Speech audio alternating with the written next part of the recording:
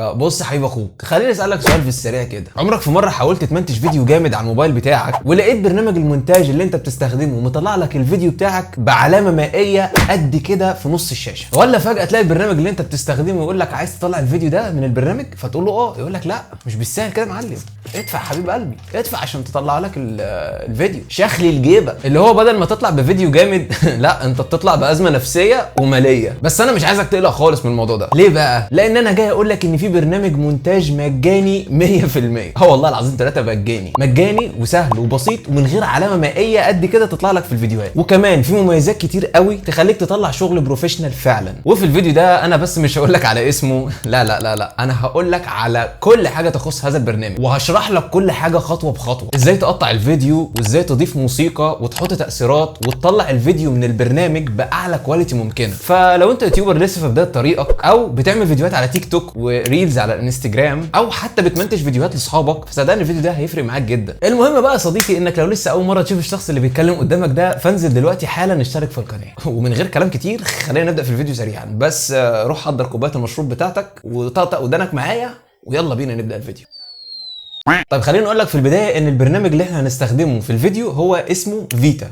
لا مش الجبنه اللي في الثلاجه، عشان بس انا عارف الخيال ممكن يروح بعيد. هو البرنامج اسمه كده والله. بنعتذر طبعا يعني على خفه الدم دي. الشاي ده باينه في حاجه، مش عارف.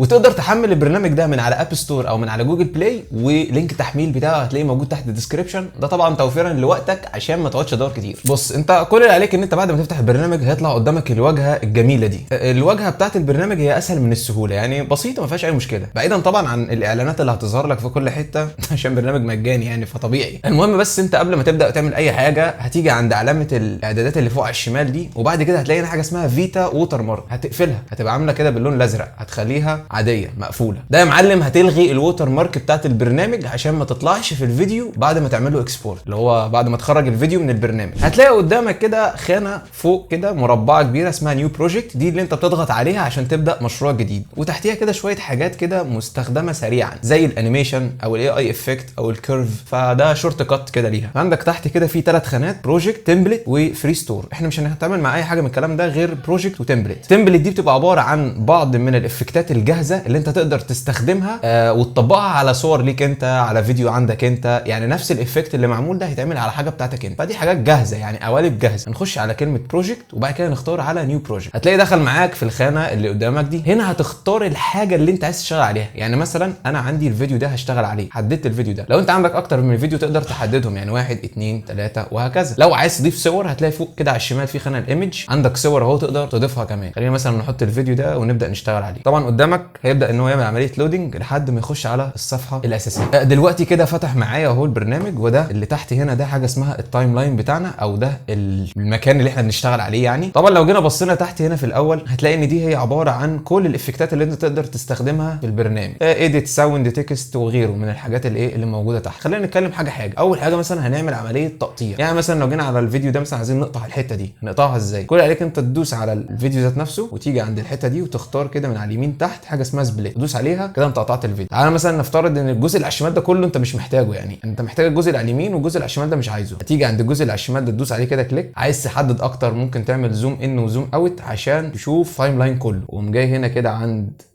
ديليت. فين ديليت؟ اهي ادي الديليت، هتدوس عليه اتمسح. يعني مثلا انا عايز اقطع الحته دي كمان، يعني هاجي هنا في النقطه دي واقوم عامل برده سبليت، اقوم دايس سبليت، وهكذا بقى تفضل تكمل الموضوع دوت على الفيديو كله. تعالى بقى نفترض ان انت كده دلوقتي عايز مثلا ترتب الفيديو، يعني عايز مثلا تجيب الجزء اللي على الشمال ده على اليمين، يعني اللي هو تجيب اللي على الشمال تحطه على اليمين. هتعمل ايه؟ تصغر التايم لاين كده عند الكليب اللي انت عايز تحركه، فتدوس عليه دوسه طويله وتشده يمين اهو. بص هتلاقيه بقى بيتاخر الفيديوهات قدامك.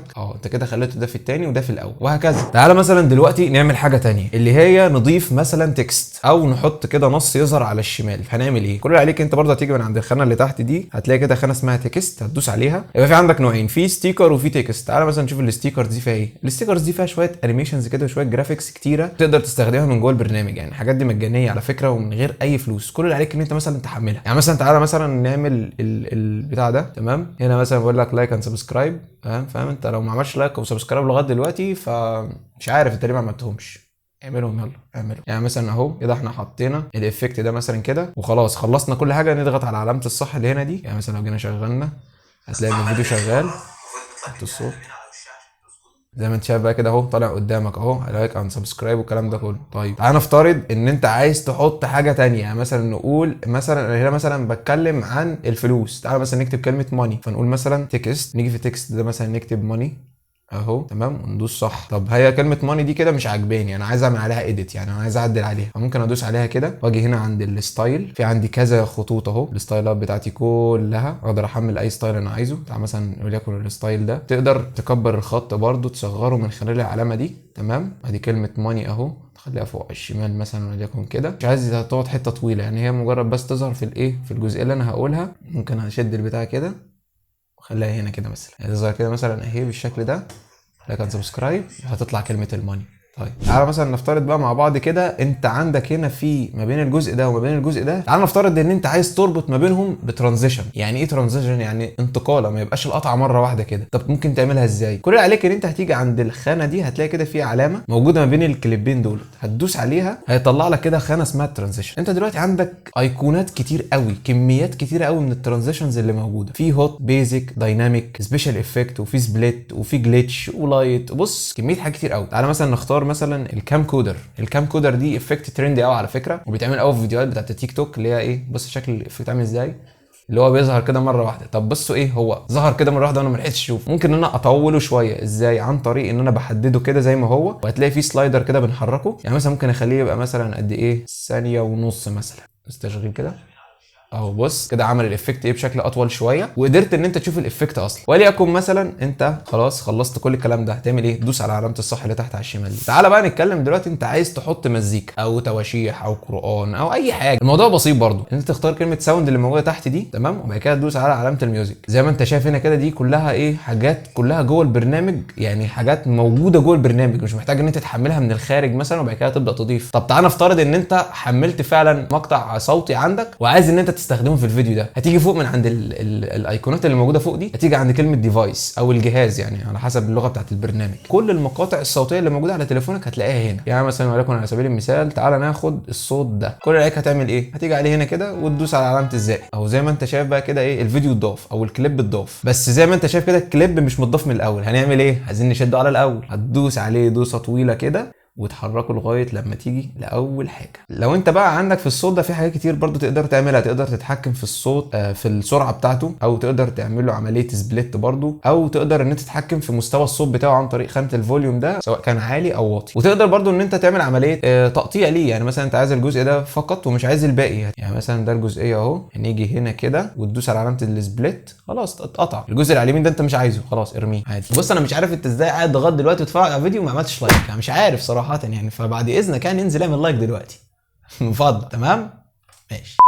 واحده برضو من ضمن الحاجات المميزه اللي موجوده في البرنامج ده، وهو انك تقدر تعمل تعديل للالوان جوه البرنامج عن طريق ان انت بتيجي عند الخانه اللي تحت دي تشدها على اليمين خالص، هتلاقي حاجه اسمها ادجاست، هتدوس على ادجاست تمام، تحدد الكليب اللي انت عايز تشتغل عليه، وبعد كده بقى ايه، تشوف انت عايز تتحكم في ايه. يعني مثلا تشوف البرايتنس مثلا اللي هي الضوء بتاع الصوره، لو عليناه مثلا نزود الضوء، قلل الضوء، الكونتراست تبدا تلعب في الكونتراست برضه في الصوره، وبرضه الشاربنس او الساتوريشن اللي هي بتاعه الالوان، او زي ما انت شايف كده تشبع الالوان. في حاجه اسمها الشاربنس ديت، وهي الحده بتاعه الصوره، بحيث ان انت الصوره عندك مثلا منغمشه شويه تقدر تزودها بحيث ان انت تعلي الكواليتي، بس ما تزودهاش قوي لان الافوره في الموضوع ده بيبقى باين قوي، بيبقى شكله رخم. وهكذا بقى تبدا تلعب في كل الحاجات الباقيه دي، وبعد ما تخلص تدوس صح. انت لو خدت بالك هتلاقي ان هو محدد الفريم ده فقط او الجزء ده فقط، انت عايز تطبق الايفكت ده على كله، هتعمل ايه؟ في هنا برضه حاجه اسمها ابلاي تو اول، هتدوس عليها كده بس خلاص يا معلم، كده كل الايفكت ده اتضاف على كل الايفكتات اللي موجوده. عايز اقول لك بقى ان في برضو تحت في كميه افكتات تاني انت ممكن تستكشفها انت مع نفسك، والموضوع سهل ان انت تستكشفه، يعني هو مش صعب خالص، الموضوع بسيط جدا. طيب انت دلوقتي خلاص خلصت الفيديو بتاعك وعايز ان انت تبدا تخرجه عشان ترفعه على السوشيال ميديا او تنزله ستوري، ايا كان اللي انت هتعمله ايه، هو هتلاقي في خانه فوق اسمها اكسبورت، بس قبل ما تضغط عليها هتلاقي جنبيها كده في مربع مكتوب فيه 1080. المربع ده لما تدوس عليه هيطلع لك كده القايمه بتاعتك، القايمه دي فيها ايه، في اختيارين، حاجه الريزوليوشن اللي هي عباره عن الدقه بتاعتك، وتاني حاجه هي اسمها الفريم ريت اللي هي معدل الفريمات. الحاجات دي مش هتقدر ان انت تلعب فيها قوي او مش هتقدر ان انت تعليها لو انت ما صورتش بكواليتي عاليه. يعني مثلا انا صورت الفيديو اللي موجود دلوقتي ده بجوده 1080 ومصوره 30 فريم، فمستحيل اعرف اخليه 60 فريم، يعني مش هينفع خالص. اللي تلاقي البرنامج بيقول لك ايه انا افيلبل، انما تقدر تخليه 25، اقدر اخليه 24 فريم. وكذلك نفس الكلام في الريزوليوشن، يعني مستحيل مثلا اصور فيديو فول اتش دي وعايز اخليه 4K او 2K ايا كان الجوده بتاعته، يعني تمام مش هينفع. ليه؟ انا صورته اصلا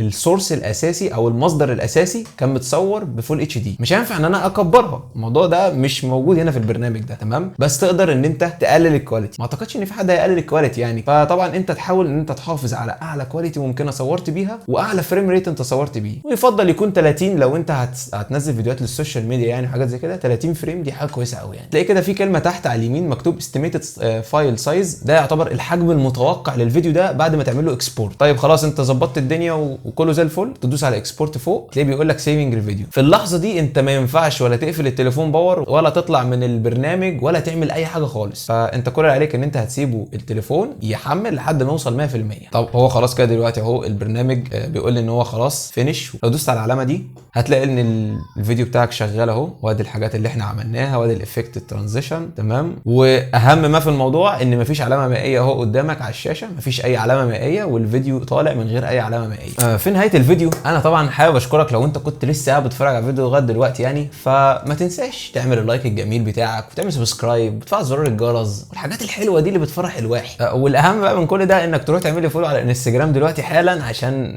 احنا دلوقتي على الانستجرام فاهم. هسيب لكم لينك الصفحات في صندوق الديسكربشن. ولو عندك اي اسئله تقدر تكتبها لي تحت في الكومنتات سواء عن البرنامج او عن اي حاجه تانية عامه يعني. فما تقلقش انا برد على كل الكومنتات وبشوف كل الكومنتات. وكمان برضو بالمره قول لي ايه رايك في الفيديو ده، هل البرنامج ده فعلا سهل ان انت تستخدمه ولا صعب وفي حاجه اسهل منه؟ مش عارف اذا كان في اسهل منه ولا لا، بس لو في قول لي. اشوفكم ان شاء الله الفيديو الجاي.